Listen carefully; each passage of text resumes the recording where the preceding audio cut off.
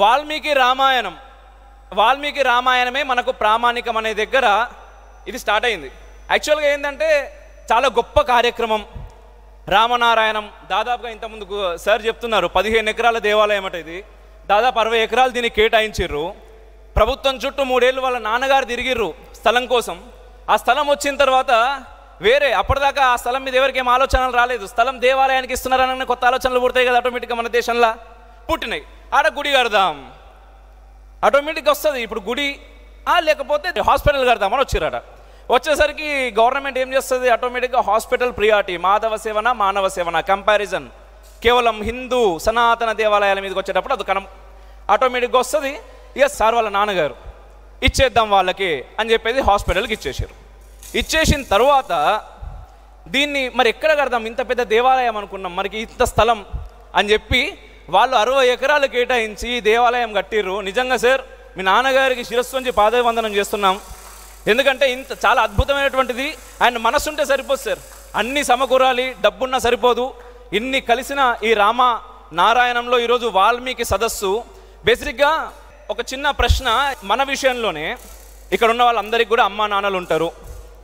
మీ అమ్మ ఎవరు, మీ నాన్న ఎవరు అని చెప్పేసి ఏదైనా మన స్కూల్లో కానీ కాలేజెస్లో కానీ ఏదైనా సభ పెట్టినప్పుడు మాట్లాడు అనగానే మా అమ్మ గురించి మా నాన్న గురించి మస్తు మాట్లాడాలనిపిస్తుంది. కొంతమందికి ఏంటంటే స్టేజ్ ఫియర్ ఉంటుంది, స్టేజ్ మీదకి వచ్చి మాట్లాడలేం. కానీ మనసులో అనిపిస్తుంది అమ్మ చేసింది, నాన్న చేసింది, మనకేం చేసిర్రు, ఏమేం చేసిర్రు, ప్రతిదీ మనకు గుర్తుకొస్తూ ఉంటుంది. అరే నాకు ఈ స్టేజ్ ఫియర్ లేకపోతే నేను కూడా మా అమ్మ గురించి మా నాన్న గురించి స్టేజ్ మీద పోయి చెప్తుండే కదా అని.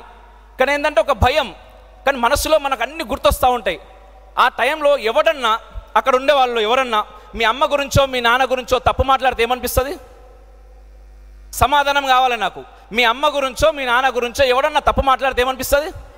చెప్పు దేవుతుంది అనిపిస్తుంది, అవునా? మరి మన అమ్మ మన నాన్న విషయంలో తప్పు మాట్లాడితే మనకు చెప్పు దేవుతుంది అనేంత కోపం వస్తుంది. మరి సనాతన ధర్మానికి తల్లిదండ్రులు కదా వీళ్ళు, సీతారాములు కాదా? సనాతన ధర్మం అంటే ఏంటిది? మనకి ధర్మం అంటే రామో విగ్రహవాన్ ధర్మ అంటారు. అంటే రాముడే మనకు ధర్మం ఏంటి అనేది నిరూపించిండు, చూపించిండు మనకి. ఇది ధర్మం రా నాయన, ఎన్ని కష్టాలు వచ్చినా మన కోసం. ఎందుకంటే దేంట్లో కూడా ఏదో ఒక విషయంలో బుడుక్కున మనం ఇది చేయలేము అంటమేమో అని చెప్పేసి ధర్మం విషయంలో లేదు, నేను మనిషిగా నీ లెక్కనే పుట్టినాయిడా, నేను చేసిన ఆల్రెడీ ధర్మం అంటే ఇది, సో నేను చేసినప్పుడు నువ్వెందుకు చేయలేవు, నువ్వు కూడా బరాబర్ చేయాలి అని చెప్పేసి ఆయన మనిషి లెక్క పుట్టి అన్ని కష్టాలు అనుభవించి మనకు ధర్మం అంటే ఏందనేది నిరూపించిండు, చూపించిండు.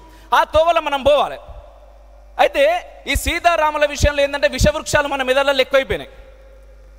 ఎన్నో విషవృక్షాలు ఎక్కువైపోయేసరికి ఇప్పుడు మీ వంశ చరిత్ర మిమ్మల్ని అడిగితే మీరు ఒకటి చెప్తారు. చెప్పినప్పుడు ఎవడో వచ్చి మీకు సంబంధం లేనోడు అసలు వాడు వచ్చి కాదు మీ తాత పేరు ఇది కాదు ఇది అంటే ఏం చేస్తారు? నీవు రావును నీకేం తెలుసురా, మా తాత గురించి నాకు తెలుస్తుంది. కానీ నువ్వు నా ఇల్లు చూసినావా, మా నాన్నని చూసినావా, మా తాతతోటి మాట్లాడినావా, లేకపోతే మా అమ్మమ్మతో ఏమన్నా మాట్లాడినావా, నీకు ఎట్లా తెలిసింది, ఎట్లా ఎరికైంది అంటాం, అవునా?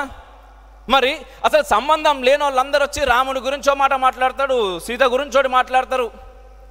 అందుకోసం అని చెప్పి వాల్మీకి రామాయణమే ప్రామాణికం అని చెప్పడానికి ఆనందంగా ఉన్నా కూడా ఆ దుస్థితి మనకు కల్పించిన ఈ సమాజం పట్ల నిజంగా నాకు బాధగా ఉన్నది. ఎందుకంటే అరే ప్రామాణికమేంద్ర నాయన, మన చరిత్ర ఇది వాల్మీకి రామాయణం. దీంట్లో అంటే రామాయణం పైన మనకు ఒకటి విషవృక్ష రామాయణం, ఇంకో రామాయణం, ఇంకో రామాయణం, ఇంకో రామాయణం, ఇన్ని రామాయణాలు. అంటే ఎవరికి ఇష్టం వచ్చినట్టు వాడు చెప్తానే ఉంటాడు కథలు, అవన్నీ మనం వింటూ ఉంటాం.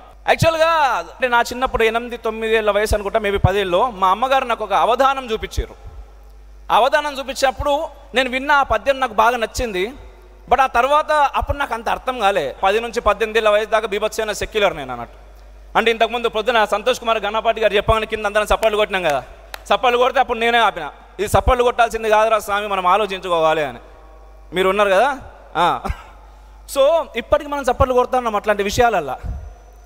అంటే అంటే అందరం ఒకటే అందరం ఒకటే అందరం ఒకటే అని మన మెదళ్ళల్లో ఇట్లా నింపేసారు.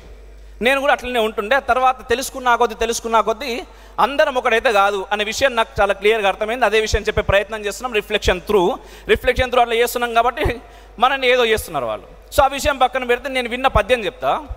గురువుగారు తప్పులుంటే దయచేసి క్షమించండి ఈ పద్యం విషయంలో ప్రత్యేకంగా. ఇది 2వ క్షమాపణ. పూరణ ఏంది అంటే సమస్య ఏమిచ్చిర్రంటే, భరతుడు ఎదురించే రాముని భాగం అడిగే, మీకు గుర్తుండే ఉంటుంది.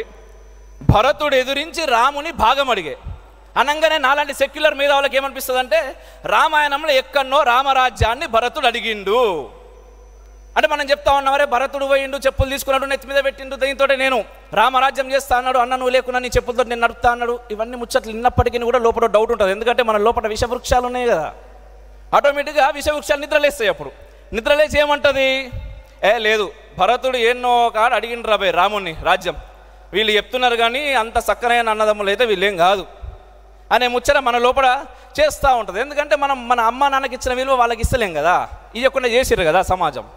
సో ఆ టైంలో ఒక అద్భుతమైన పూరణ వచ్చింది. అదేంటంటే అచట కష్టాల కడలి నీకొకడికేనా, అచట కష్టాల కడలి నీకొకడికేనా, సుఖ సముద్రముల ఎల్ల సకులయంత. నన్ను అంటే ఎవరిని, భరతుణ్ణి, నన్ను మరచితివేమి రామన్న అనుచూ భరతుడెదురించే రాముని భాగమడిగే. అంటే ఇక్కడ నీ కష్టాల కడల్లో ఉన్నావు రామన్న, ఇప్పుడు కదా ఈ తమ్ముని నువ్వు గుర్తుపెట్టుకోవాలి, నువ్వు ఒక్కనివి అనుభవిస్తావా నాయన, ఈ తమ్ముడు ఉన్నది ఎందుకయ్యా నీకు అంటే అంత అద్భుతమైనటువంటి పూరణ ఎందుకు వచ్చింది వారికి. ఆ పూరణ చేసింది గురువుగారు మడుగుల నాగపుని శర్మ గారు. అయ్యా